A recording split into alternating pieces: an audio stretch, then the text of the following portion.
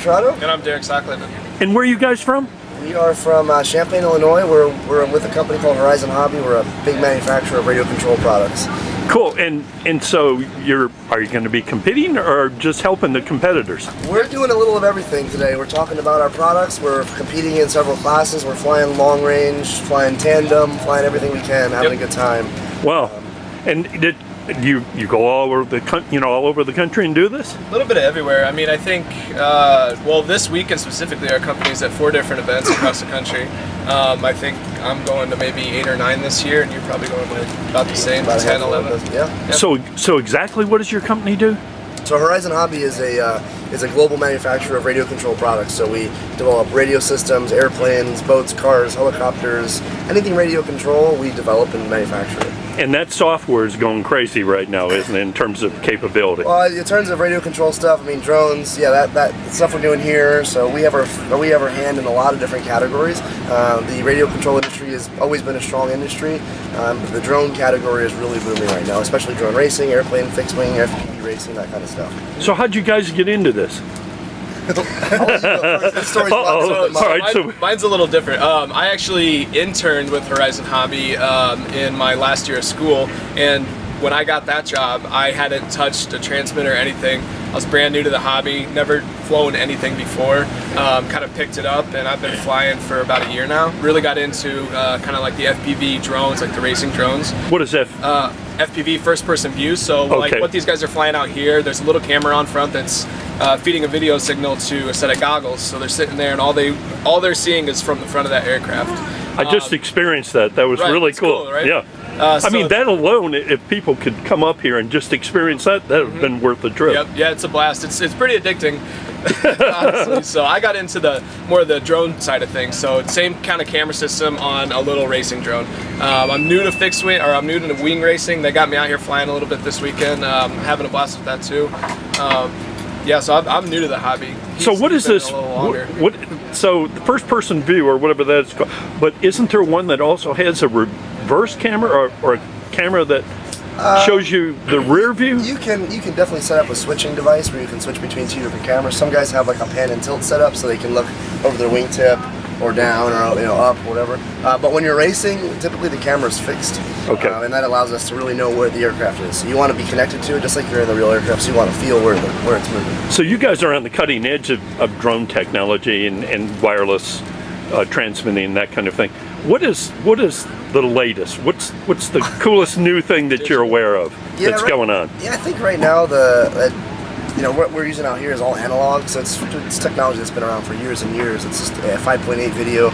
The new stuff that's coming on the scene, which you don't see a lot of it here, is a digital system. So it's a 5.8 digital frequency. It's almost HD. It's about 720 down.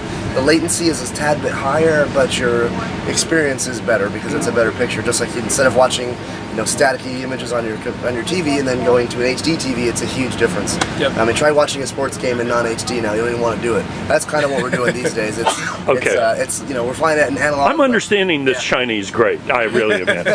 And so at some point, you're talking about technology where someone can be thousands of feet.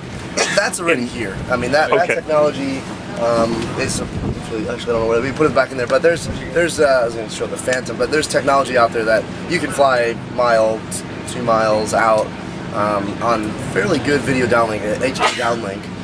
The analog stuff we're doing, you can go for many more miles, but your quality of video is not too good. Are we going to be seeing you guys eventually working with Pentagon and Boeing and Grumman and that kind of thing at some point? It kind of goes the other way. Really. They come to you. Well, a lot of the tech that we're using now, a lot of it's trickle-down tech that was actually most of it, or I don't want to say most, but a lot of it was developed by the military. It's kind of trickled down into the hobby community. Okay.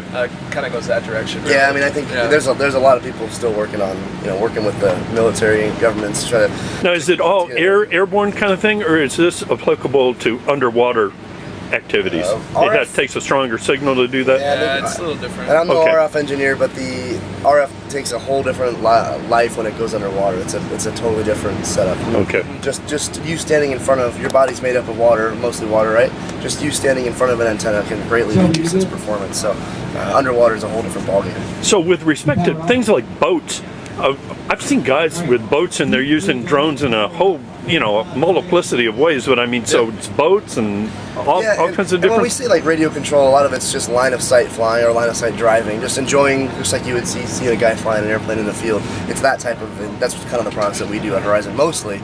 We do have a lot of first-person view racing stuff, but yeah, I mean it's all over the place. You can do this camera system on anything. You can put it on a cheap RC car or a boat or whatever. Has Amazon.com already called you and wants you to help them deliver packages? Not yet, but is that really going to happen? It will. I don't see it happening. Pizza? Are we going to get pizza by drones? In the next couple of years, but it's a very possibility. It's a possibility, but I think it's a ways off. I mean, to clutter airspace like that is difficult. There's a lot of regulations. So do you think in the short term it's going to be mainly hobby, or are there going to be some pretty standard uses for these kinds of things? There's a lot of industry commercial uses for it. Mapping.